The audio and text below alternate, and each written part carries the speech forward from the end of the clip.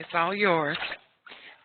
Hi, everyone. Good afternoon. This is Stephen Bell, and I want to thank everyone for joining us today for the very first virtual meeting of the ACRL Digital Scholarship Center Interest Group. We are a relatively new interest group, having just started this program year back in July, so to speak.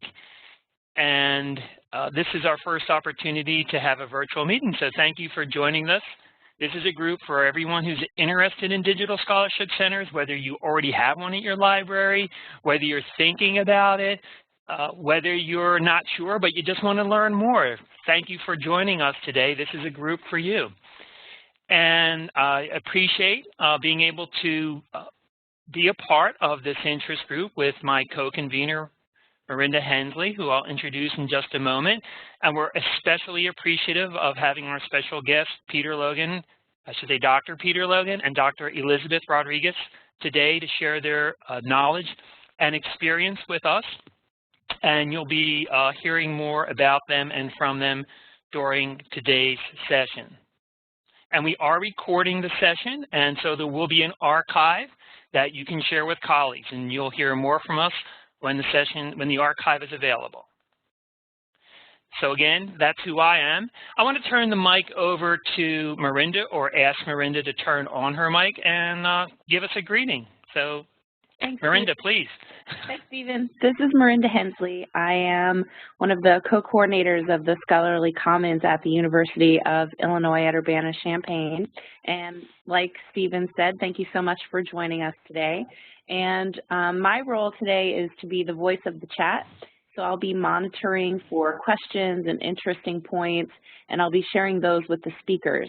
So Peter and Liz will talk to us for about 40 minutes or so, 45 minutes, and then we'll have some time to take questions. So please do share those in the chat, and I'll try my best to keep track of them. Thank you so much for being here. Back to you, Stephen. And thank you, Miranda, for being voice of the chat today. I'm just going to put this slide up for a couple of seconds. This tells you a little bit more about Dr. Peter Logan and Dr. Elizabeth Rodriguez. And the reason I know them is because we all work together at Temple University. And they're going to tell you a little bit more in just a moment about who they are and what they do in our Digital Scholarship Center. The format for our meeting today is going to be a sort of question and answer interview type format. So I'll be asking Peter and Liz some questions, and we hope again to have you share your questions as well for them. So being that this is our first virtual meeting, we obviously want to provide some basic information about digital scholarship centers. One of the things that folks who have been operating centers talk about is the importance of partnering with others on campus. So one of the things we wanted to focus on today was how do you invite faculty and fellows to be a part of your Digital Scholarship Center, and what are some of the benefits of doing that, and what are some of the things you want to think about in inviting others to collaborate and participate. So we might have opportunities for some other issues to evolve, but that's basically what we're going to focus our energies on today. So just first a little bit about who we are as far as the interest group. So in this slide, you can just see a couple of things that we're trying to do. And just like all of the ACRL interest groups, it's really about bringing people together to share what they know, to share their experiences. We offer a forum for people to learn more about digital scholarship centers. And we have a couple of vehicles for making that possible.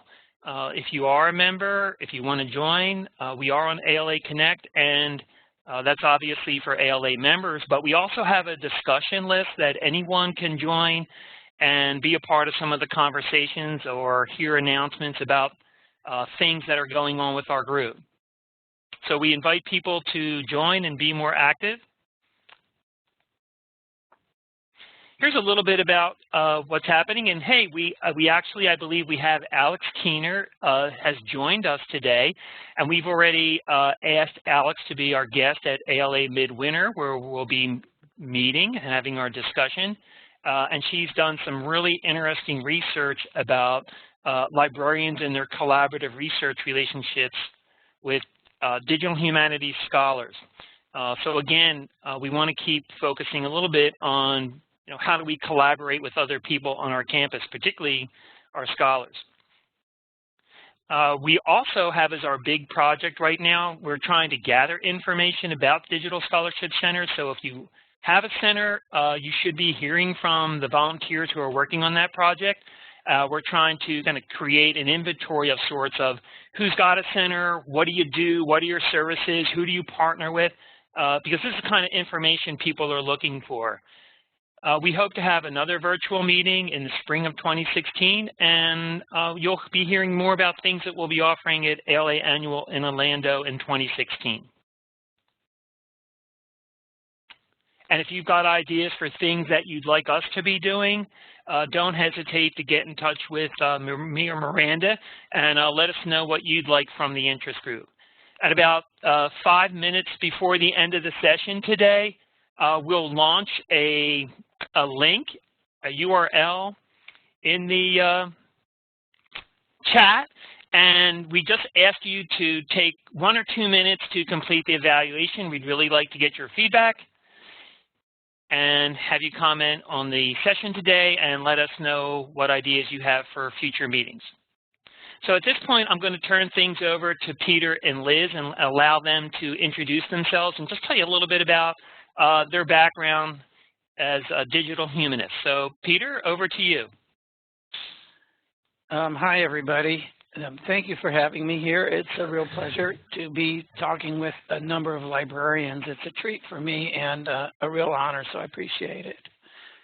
I'm actually senior faculty. I took my PhD in 1991, and in literature, which happens to be the field that has so much digital humanities work in it, fortunately. I did direct the Humanities Center for 8 years and took a leave from it last year in order to get involved here with the as academic director of the Digital Scholarship Center. So that's my basic story.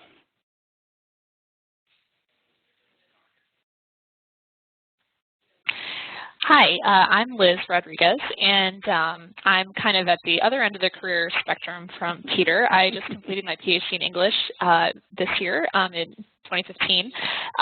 But as you might be able to kind of browse over on the slide, my work experience had kind of spanned libraries and teaching before and during that time period. And how I got interested in digital scholarship was thinking about what is the intersection of the kind of the practical and collaborative concerns of developing and using information resources and the intellectual scholarship concerns surrounding using all of these new digital resources in the humanities. And I was very fortunate to have seen a whole crop of the CLEAR postdoctoral fellow postings this year that really were focusing on kind of embedding academic researchers in library environments to pursue digital projects and to think critically about digitally enabled research methods and digitally assisted pedagogy. So that's how I got started here at the Temple University Digital Scholarship Center. Okay, thank you, Peter and Liz, for your introducing yourselves. And I know you wanted to share some examples of what our Digital Scholarship Center looks like at Temple University. Well, that's it.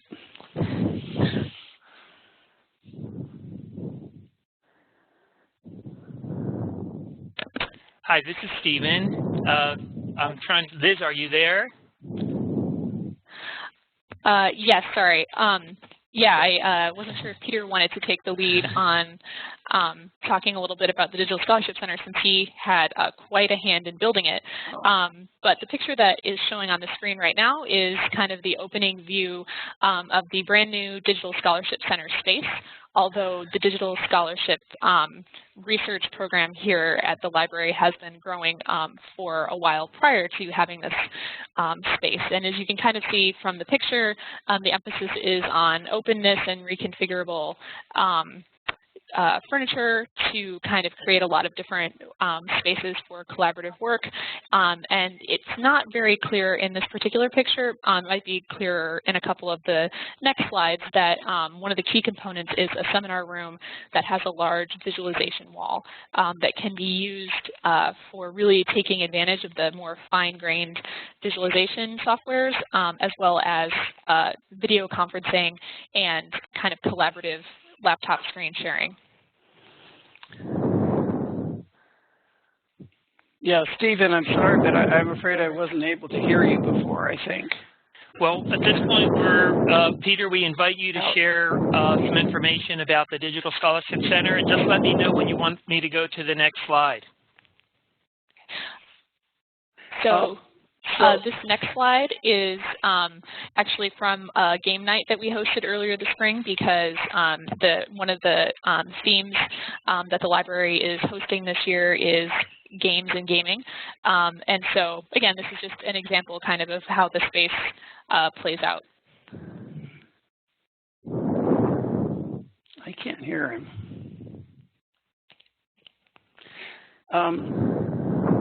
Stephen, while we're looking at some of these slides, why don't I tell you a little bit about how the center got started in the first place and how I got involved in it? That sounds fine. Good. While I was directing the Humanities Center here at Temple, I began to hear about digital humanities as a new research method. And it struck me that I wouldn't be much of a director of a Humanities Center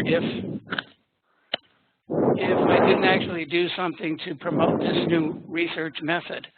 So that was how I originally got involved in looking at digital humanities materials. In 2012, I met with, the first step I took was actually to meet with the library, Delphine Canna, who's the head of digital library initiatives here. And she and I talked about what it would take to actually create a space to help people who wanted to work on digital humanities projects. And she and I decided to form a working group to do that. And we invited a large number of faculty and several of the librarians and some Temple University staff, including computer services staff, for example. In other words, all the people that would have some sort of a stake in such a center to get together and begin planning it. It was actually funded by Temple's Vice Provost of Research. And the planning process went on for about 1.5 years, and we ended up with a white paper. Fortunately, right at that time, this library was getting a brand new dean, and before he even took office, I went over and approached him about it because he was still in the area. And we talked about it, and he was very enthusiastic about the process of opening it. So that's actually where the plan for the Digital Humanities Center actually came from.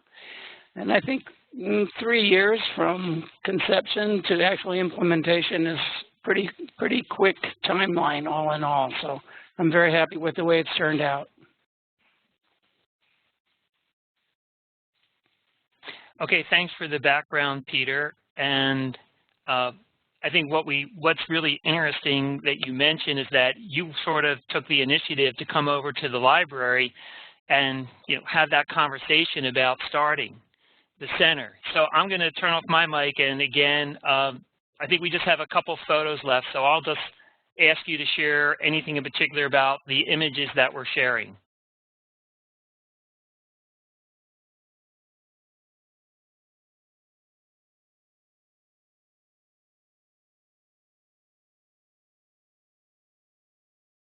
Steve, your mic's cutting in and out there. I was having trouble hearing you. Could you repeat that?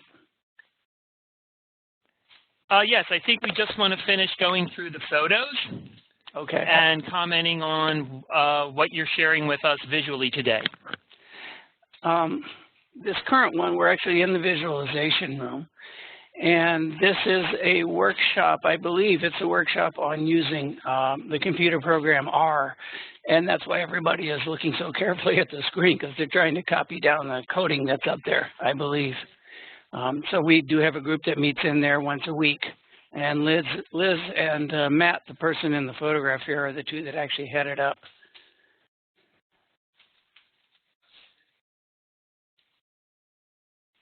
Liz, you want to take that?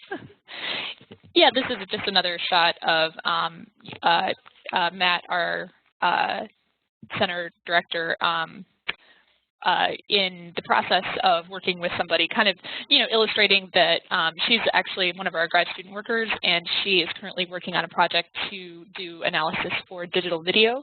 And so, this picture I think is kind of just meant to represent this kind of meeting of disciplines and approaches to troubleshoot and, keep building projects and thinking of questions to answer. And so just for an example, the student pictured with her the digital video analysis that she is working on, she's been working with a lot of different open source softwares that can be a little tricky to get going. So we have another staff member here who is devoted to kind of doing the more technical software side of things, and she's been working very closely with him to be able to even just move her project forward. So that's the kind of thing that, if she was working by herself, her project probably would have been abandoned. But working in the center, she has access to people who can give her input both on the kind of the methodology as well as the technical aspect.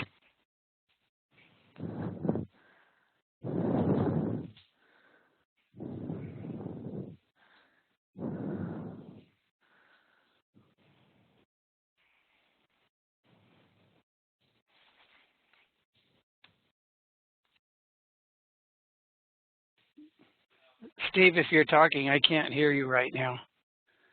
Oh, I'm sorry. You might see in the chat box, Peter, there's a question that maybe you could just answer, which is, what's the difference between a Center for Digital Humanities and a Digital Scholarship Center? That's kind of like saying, what's the difference between a mutt and a mixed breed dog? Digital Scholarship Center is a term that I think suggests a wider range than just service to the humanities. In point of fact, all of the tools and services that we provide are derived from the digital humanities. That's our area of expertise in here, and that's what everybody is working on. But there were some questions about using the term Digital Humanities Center because it suggested perhaps that people in School of Media and Communications or the social sciences or even in the creative arts would not be welcome. So our term is just attempt to be a little bit more inclusive than that, but it doesn't mean a difference in services. So I think that's the simplest answer. Okay, thank you for getting that one answered, because it seemed kind of relevant to things that people might want to know right at the start of our conversation. So great. I think this is the last photo. So any comments here? That's a fine-looking group. Yeah. Well, that's the entire staff of the center all at once. And you're right, they are a fine-looking group, except perhaps for that one old guy on the left. But could you just say a little bit of this is the first time we've kind of assembled a staff for the Digital Scholarship Center. So, I mean, who are these people and what do they do? Liz, you want to take that? Sure. Yeah, I would say the purpose of having this slide and showing all of us who work here, other than to show off the photography skills of the person who took the picture, is to kind of point out that the Digital Scholarship Center isn't a single librarian or a single faculty member. It's a combination. So in that picture, you'll see a librarian, a senior faculty member, a postdoctoral researcher, 2 graduate students in residence for the entire year who basically have an assistantship to work here in the Digital Scholarship Center, and 4 other graduate students who are graduate student workers who spend a little bit less time here, but are also pursuing their own projects. And they come from a range of disciplines: art history, geography and urban studies, computer science, and actually the person who's doing physical computing program or project using Arduino processors actually comes from a fine arts undergraduate background and is currently at the business school here at Temple. So it really is quite a range of people united by their interest in pursuing digital questions, but okay, I think we lost Liz there just for a little bit. Sorry, the microphone is going in and out here. Yeah, anyway, a range of people united by the desire to kind of pursue digital scholarship in some form and, like, you know, the spirit of collaboration. Yeah, and the person who's the second from the left is Matt Shoemaker. And Matt was originally sort of a member, I mean, he still is a member of the library staff full-time. And Matt was asked to basically be the first person to operate the Digital Scholarship Center on a full-time basis. So he does a lot of the programming along with Peter. So we'll hear more about that. And I want to thank everyone for your engagement with the conversation. We're getting a lot of great questions, and so Mirinda is going to be capturing as many as those as she can. We're going to start moving into some of our other questions for Peter and Liz, and we'll again try to have some time for your questions. But keep sending them in. Those are great questions that you're asking. So we already heard a little bit about from you, Peter and Liz, about your backgrounds and how you got involved with the digital humanities and how you got started in the Scholarship Center. Let's move on to another question, though. A question a lot of academic librarians have when they start talking about digital scholarship centers is, you know, if we build this thing, will people come? So what are some of the things that librarians could do to improve the odds that faculty and students on their campuses will get engaged with this digital scholarship center? Hi, thank you. Yeah, it's a great question, and it's one I certainly hear a lot. And my answer is you have to be very proactive. You can't assume that they will just come by creating something. You actually have to create the audience for these things in many institutions presently. It may be at some date that that's not the case, but right now that most definitely is the case, that you do have to build an interest in the program and these new research methods. And so you have to take a lot of steps to reach out to faculty. We, for instance, are going to speak to large groups of faculty in the different schools and colleges here at Temple to tell them about the center. We're also offering, for the faculty in particular, they're a very difficult group to get. And the problem with the faculty, I'm sure most of you as librarians are already well aware of this, is that most of their bandwidth is already taken up. Most of the faculty are just completely overwhelmed with requests and requirements, and it really is difficult to get their attention. The only way to do it that I know of is actually to create incentives for them to come and use the program. And to me, that's incentives to actually do research in the new center. We designed this as a research center. And the idea is that we offer them a large amount of assistance, technical assistance. We also offer them a little bit of course release so they have some more time, and make it competitive so that they propose projects, and they have to be reasonable projects. And then they'll come in and we'll give them some extra support for the year. That's where it's actually in their interest, and I think that's the key thing here. If you want to reach faculty, you have to give them something that they need, not just something that you think that they actually might benefit from. For graduate students, it can be a little bit easier. Many of them are working on their dissertations, and what you want to do is create a situation that shows them where they can do something better on their dissertation than they could do otherwise. So we did actually create this is the third year of it, a small program for graduate students who wanted some help developing digital skills to do research on humanistic materials. And we have 6 of them every year that run through a year-long series of workshops on it. It is competitive. They have to apply for it. They have to produce a product at the end of the day. Most of them at the start of the year don't believe that they can actually do it. And by the end of the year, it's quite a happy day because we make sure that they do actually have something definite to show. So that's the short answer, is go out there and give them something that they absolutely can't refuse. Liz, did you want to add anything to that? Just to second that, I think what's exciting to me about being here is that we haven't waited for, it's been building up even before there was a physical space. Digital scholarship projects were being pursued with library support and even library initiative. And, so we haven't waited for people to come. We've filled it with people and empowered them to do research projects. And I think it's a really interesting, model to have the graduate student workers, not twiddling their thumbs waiting for someone to come in and use materials that we have, but to actually, when they're not doing other things, be tasked with pursuing a project out of which they will create an instructional workshop, which will remain in our archives of potential workshops that we can then offer, and a project that they will be able to showcase should they choose to. Okay, thanks guys for your thoughtful answers, and I think that we're seeing some comments in the chat that are kind of confirming that others are doing some of the similar things, but I want to invite Marinda to turn her mic on for a moment. She also has a lot of experience with the same challenge at her place of where they do have a center, and how to encourage the community to get engaged with what you do. Yeah, thanks, Stephen. One of the first things, most important things, I think, is to have outreach programming and workshops. So we have a wide range of workshops called the Savvy Researcher, and we have a little over 50 titles that get taught every semester for about 100 workshops. And we see probably 1,200 students a year, up to 1,500 students a year. So that outreach and letting people restructuring the narrative about how librarians can help you with your research is really important, and workshops is a pretty easy way to do that. We do have, people always ask me about attendance.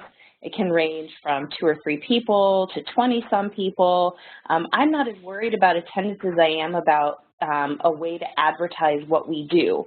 But one other thing that I would add in my experience is that some of the services that you provide and that you develop over time come because you have faculty who are teaching a class or doing a research project with specific needs. It's not something that you would come up with on your own to begin with.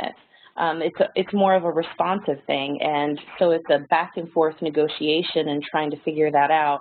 One of the services that we came up with in that arena is to create a sandbox for faculty members and grad students to try out new software programs before they, do an installation of WordPress or something like that. That's where we got that idea. So I think libraries really aren't sure yet exactly what this looks like, a digital scholarship or a digital humanities center. It's going to take some time to work that out, and research is changing. Technology and research is changing over time as well. Okay, thanks for sharing your perspective, Marinda, based on your experience. And you're right, to a large extent, we're all still trying to figuring out what this new thing is. So maybe we can get back to Peter and maybe build on that, because Peter, you mentioned that to get faculty come, there needs to be that research component. And I think, I know you've been asked to develop a research program of sorts for our Digital Scholarship Center. Is that something you can tell us a little bit about? Well, I'd be happy to. It's the thing I'm most excited about here. First of all, as the academic director, I was asked to develop my own research project, and the idea there is simply to demonstrate to other faculty here and elsewhere that you can actually conduct original research using these new methods, and you can do things you couldn't possibly do otherwise. It's really a way to brand the center as a research center as opposed to a service center. We have plenty of service centers on campus. We have plenty of research centers located outside of the library, but this is the very first one that's actually in the library, so we are trying to build an identity for it right there.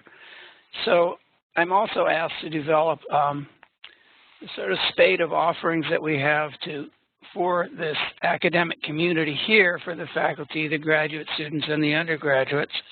And so we've been developing programs in those areas, like the ones that I mentioned to you, as well as the third one for undergraduates, which is to actually develop a minor program in digital humanities for undergraduates, and we've already developed a department to host it, but we can't do everything at once. So at the moment, we're focusing on, we have the graduate student program set up. We're developing the faculty program to start next year, and in the spring we'll work on the undergraduate program. So that's really my role here, is to develop those sorts of programs specifically.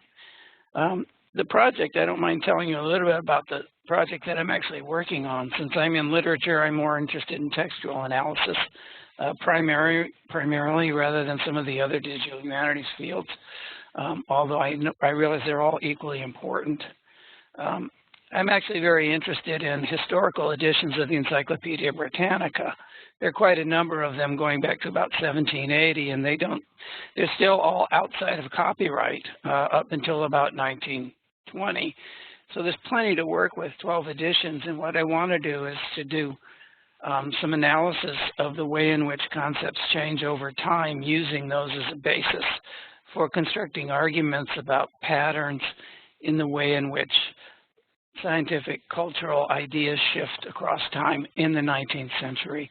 It's not going to be easy. Developing the corpus is amazingly difficult, but we're at the stage where we're going to begin starting some testing on it using a mallet, a topic modeling program, to see how helpful that is in identifying patterns that change across time. So that's the nature of the basic project. Okay, well, thanks for sharing a little bit about particularly how you're involving faculty and graduates and undergraduates. And I think it was really helpful to give people an example of the kind of research that is possible by reflecting on your own project. So thanks for sharing that. Let's go over to Liz for the next question. Liz, I thought, I'm not going to assume that everybody who's here today is familiar with the CLEAR Fellows Program. At Temple, we're certainly not first academic library to invite a CLEAR Fellow to be a part of our digital scholarship initiative, but perhaps you can tell folks a little bit more about what that's all about and how that creates opportunities to bring in people who may not have kind of the traditional library background. Yeah, so the CLEAR, the Council for Library and Information Resources Postdoctoral Fellow Program was originally designed as a way to kind of provide a bridge between the PhD in the humanities or social sciences and academic library work in emerging fields. So I'm kind of one of the exceptions rather than the rule in that I actually did my library training before the PhD and have worked in academic libraries. So I'm a little bit of the outlier. You do not need to have a library degree in order to be a CLEAR Fellow, but obviously you do have a PhD in the humanities or social sciences. And this, in particular this year, it seemed like the postings in this program were really focusing on areas that are kind of in the middle of research questions and access, preservation, and pedagogical questions. So there were many positions in data curation for visual studies, and then I would say the rest of us were pretty much working in digital scholarship centers of some kind, of various stages of newness or developedness. So one of the great things about this program is that it really it creates a cohort of people. So my fellows, I guess, a cohort of people who want to do this kind of hybrid work and allows us to collaborate with each other, but also to be connected with, you know, a very strong network of librarians and other information professionals who have gone before us in addressing these areas of what do the traditions of the humanities have to do with new, like how can they be, how can new digital resources and new methods that are available that simply haven't been available before, and that bring the library into the picture both as a provider of data, but also as a collaborator in the use of data, and then, you know, certainly an ally in the preservation and access provision to data. So I think it's a great network of people who are interested in similar questions, and it's a kind of a postdoctoral fellowship position that I think has a certain kind of coherence. You don't feel like you're going somewhere for just a one-off job. You feel like you're connecting with a group of people who are going to kind of help you. A group of people who are going to help. Is that better? Okay, looks like we lost Liz there for a moment. Okay, sorry.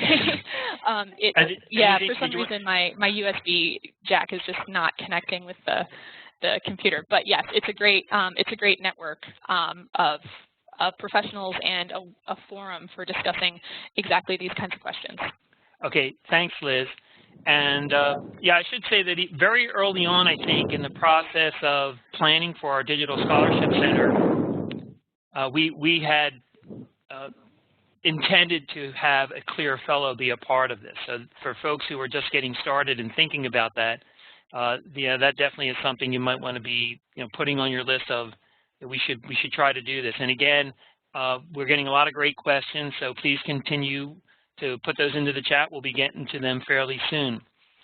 So getting to the end of our question list here that I have for Peter and Liz, I just wanted to ask what, to your way of thinking, are 2 or 3 top things that you think academic librarians should pay attention to if they're just getting started planning for their Digital Scholarship Center, or they're thinking about developing a Digital Scholarship Center?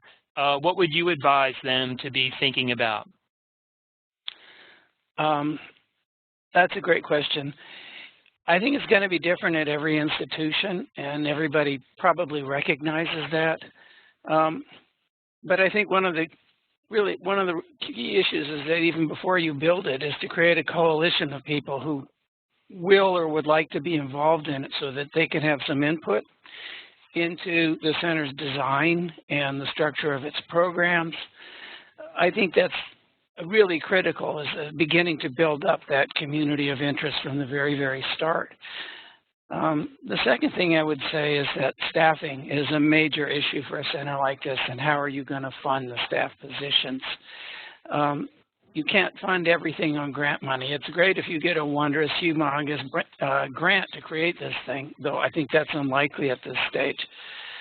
But you really need to have some certain number of core staff positions that are on hard money and that can continue on regardless of what happens with any grant funding. And then for individual projects, you can, of course, use grant funding to add temporary staff to build on it. So I think the staffing is really critical. And the third thing I would just mention is to plan for growth. Start relatively small. Develop a plan for thinking about how you will actually grow the center and grow its staff, and what kind of milestones you need to meet before you start adding a few more hard money staff positions to your center. So that's a sustainability issue. But those would be the first 3 things that come to my mind. Liz, do you have any other thoughts on that? I would also I want to emphasize the staffing and bringing people in, and to,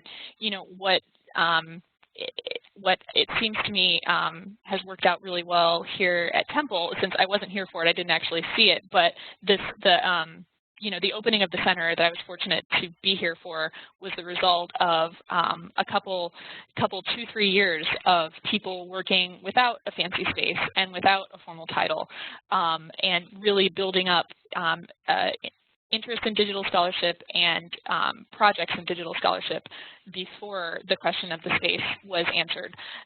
So I think thinking coherently about projects and services is a great way to start, whether or not a dedicated center is in your future. Okay, thanks for the responses. I think that gives our attendees some helpful things to think about. So at this time, we apparently, I'm hearing from Marinda that we've got some great questions for you, Peter and Liz. So I'm going to turn things over to Marinda to share what some of those questions are. Great. Thank you so much, Stephen. Yeah, you're welcome. Getting real. So, there's some questions for Peter and Liz, and there's some general questions, too, about digital scholarship centers. So let's start off with the ones for Peter and Liz. So Maris asked, are there expectations for how long projects are stored out of the center? So do you have some comment about that, Peter and Liz? Well, it is a big issue, I know, for centers in general, is how responsible are they going to be for actually maintaining programs after the faculty have actually completed them. And of course, the faculty think their program is the greatest and they want it up from now until eternity. But most centers realistically can't afford that, and they certainly can't keep it up to date. As programs change, it does tend to deteriorate. So that's an issue we're going to have to deal with. We haven't already had to face it yet because we were only 3 months into it. So fortunately, it's a problem we know is coming up. Different centers I've looked at have very different responses to it. Some say they will only host during the time that the faculty member is actively working with the center staff.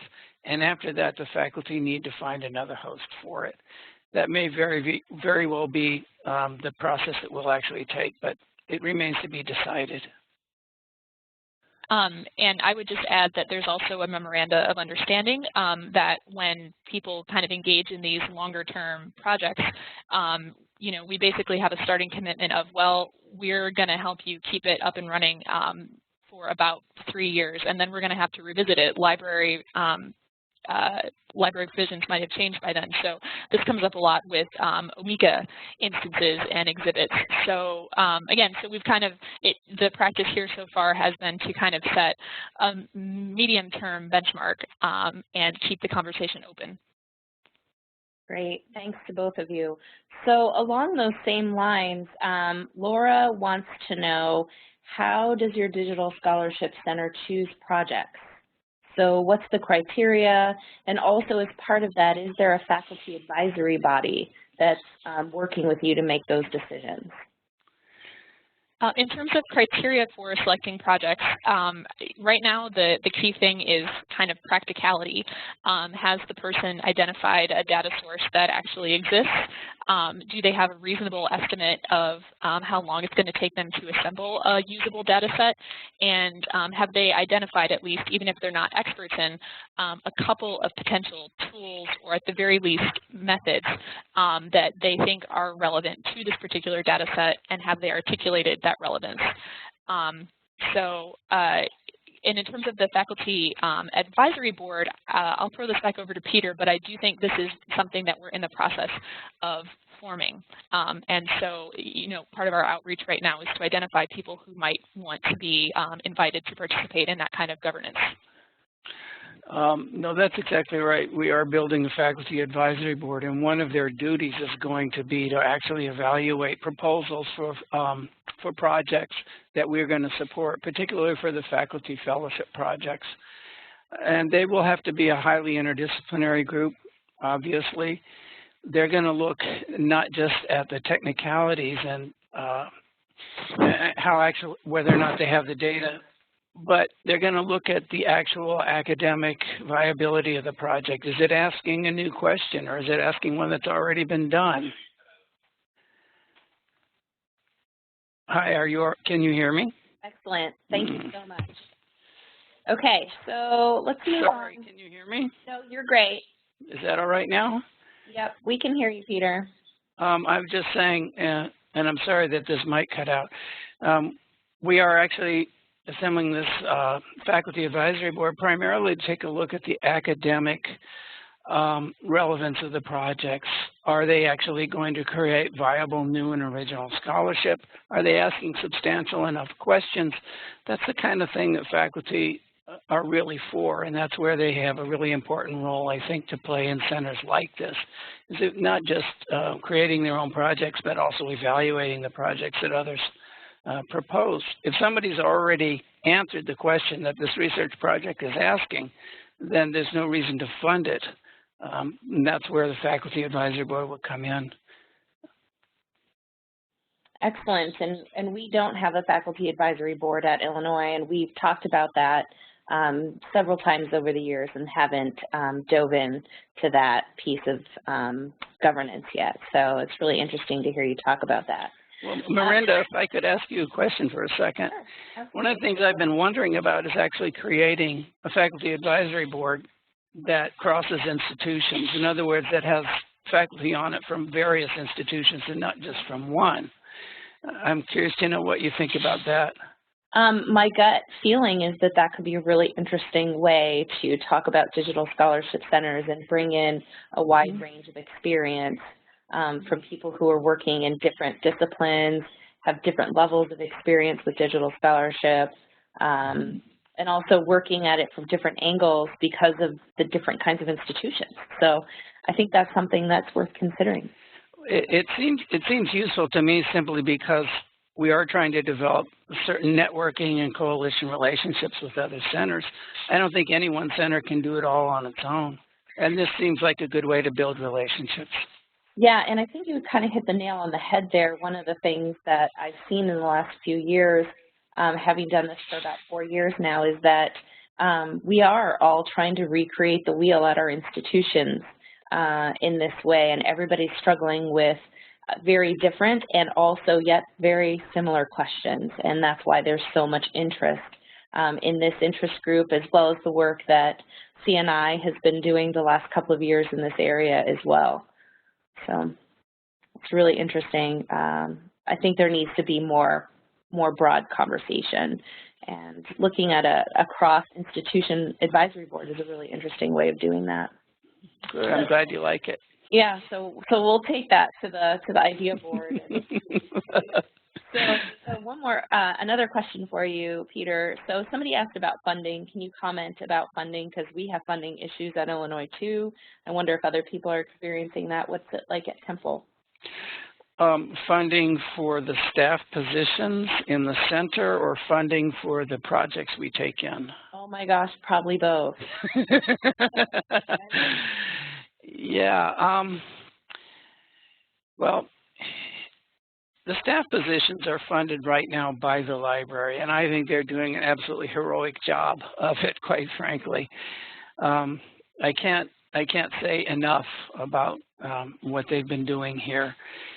So they've made a huge commitment to it, and I don't think every institution actually has that kind of commitment, and so I do think other models need to come into play. People get funded by provosts. Some centers are located in colleges or schools, and even in departments rather than in libraries. I like the library model best, and I think that should be the very, very first go-to place for one of these centers. So we've been really lucky in that regard. There is always grant funding, but of course grant funding runs out and you have to pay staff to write the grants. So there's a sort of a Sisyphean aspect to it. It's never ending, actually. For funding for the faculty fellowships, you know, trying to buy out a faculty member from a course, give them a course release so that they have some time, is really expensive for libraries to do. It's not very expensive, however, for deans to do for their own faculty. It's for all the wrong reasons. They'll replace them with an inexpensive adjunct for the semester, but they'll charge the library, you know, full salary if the library wants to buy them out. So what we did was actually, I went to the deans of the different schools and colleges and told them, look, we'll give them all the support, including a dedicated research assistant, but you have to guarantee them the course release. And that's how that actually worked. So that was a collaboration.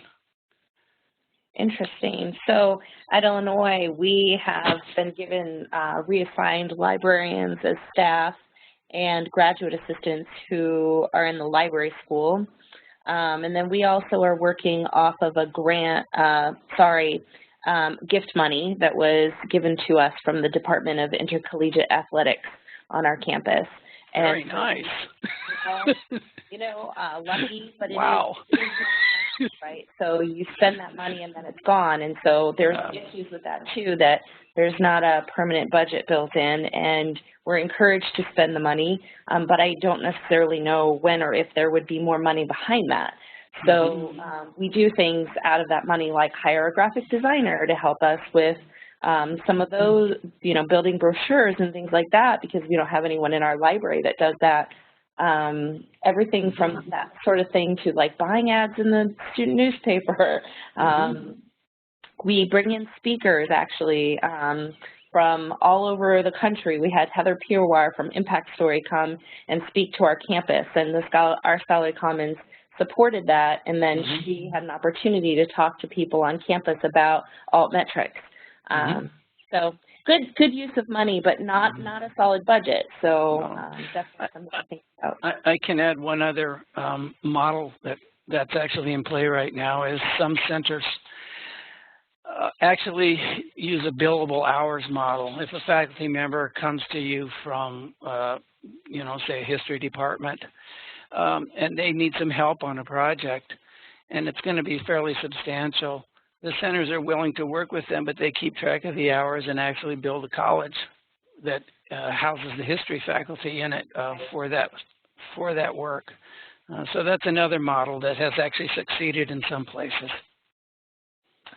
Yeah, and we don't bill in our library for services, and so we don't have a good structure for that. Maybe others have experience with that, but we don't at Illinois, not yet, although it has always been part of the discussion at some point, because we do charge for printing, for example, so that's one model to draw from. So another question for you, and maybe Liz, you could chime in on this one as well, is what do you wish you had known at the beginning? What were some of your stumbling blocks that you've managed to overcome or not overcome along the way? Well, being relatively new to the center, I think I'll speak a little bit more generally and just mention that, I had an interest in pursuing digital methods for a long time before I actually pursued them, because even with my library background, I, didn't quite feel comfortable walking up to librarians, at the time that I started. This is before Alex's time at University of Michigan.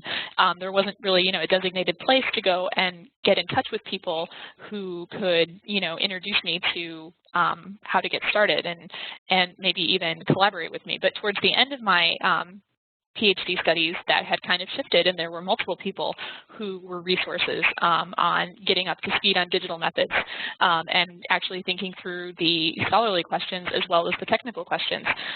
So I think that, having those people identified to me, even though it happened late in the game, was extremely helpful. And I guess if I had it to do over again, I would have wanted to meet them sooner.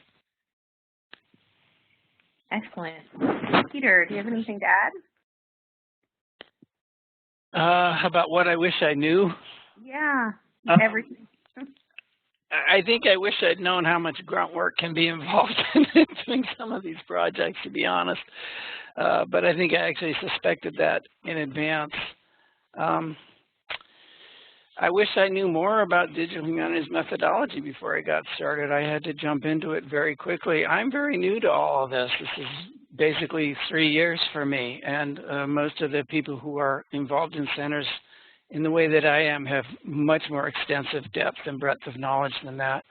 So I do sometimes feel like I'm at a disadvantage, although a lot of my effort has been spent actually taking a look at models used in other centers and taking a look at what they do and getting an idea about what we can do, and even bringing in Julia Flanders, now from Northeastern University, as an outside consultant to give us some advice.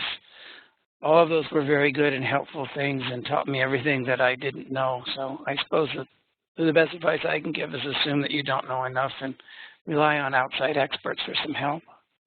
Yeah, and I would echo that a lot of the questions that we see from grad students and faculty seem to be on opposite sides of the spectrum most frequently. So what I mean is either people are coming in and they want to do something, but they have no idea how to do it. They have no skills, and they want somebody to basically train them from the ground up. Or you have somebody who really does know what they're doing and they're very well versed, but they're struggling with a very specific problem, and we may not have enough experience to be able to help them with the kind of problem that they have. And so that can be really frustrating, and that leads me into another question here from Amanda, and I just want to mention that we're getting close to our time here. We have about 5 minutes left. Stephen is going to be putting an evaluation in the chat box. I think he just did. Please do take that because that'll help us with this discussion group in planning for the future and trying to do more webinars and discussions at midwinter and annual. So please. Miranda, this is Stephen. Can I jump in for just 1 second? Sure. Okay, I wanted to make sure before we finish, which will be in a few minutes, I wanted to thank ACRL for sponsoring our conversation today, our virtual meeting, and I want to especially thank Alois Chart from ACRL for making this possible. She is our host today, and she's done a wonderful job of making sure we were well prepared and able to bring you this virtual meeting. So thank you, Lois. Back to your next question. Thanks, Stephen. And this session will be recorded if you want to refer to it later. So the last question, unless anyone gives me another chat box question. We lost you there for a minute, Miranda. Sorry about that. So the last question here is about providing formal retraining for librarians in their organizations. And this is a question that comes from Amanda. I think it's a really apt question, is how do you get librarians to learn about these new technologies and these new ways of doing research? I'd love to hear your perspective on that, either Liz and or Peter. Liz, why don't I let you start on this since you actually have been in library school? I mean, I would say that it's kind of similar for graduate students and faculty. What's needed is support for the time and the questions that people have to pursue the skills, and specifically in the context of a project that they're thinking about. And, you know, I think many, if not most, if not all academic librarians also have, you know, an intellectual scholarly passion that drives them. And if they could, you know, basically have a little bit of carved out time to pursue that, I think that would kind of go a long way. And also, you know, gradually over time, they would, you know, connect with each other and form communities to support each other in gaining these skills. There are tremendous number of resources freely available, you know, on the internet, and it's definitely a culture of learning and learning by doing. So I think creating the space and the time for people who have that desire is the start of it. I guess I would just add to that that I think actually librarians have an enormous amount of skills, already, and it's just more a question of repurposing skills that they already have. At least that's my perspective as an outsider. Librarians understand data management, they understand sustainability issues.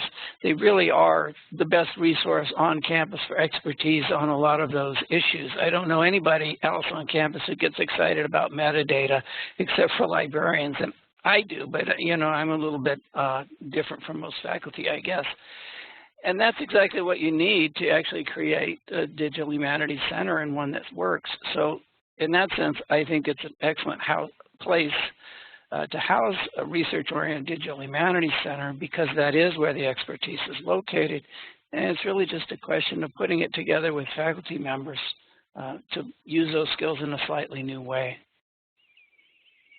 Thanks to both of you. And Amanda, you're correct that CLEAR is a great program in the humanities and social sciences, PhD folks, but are there similar programs for new MLS holders? I'm not familiar with NDSR.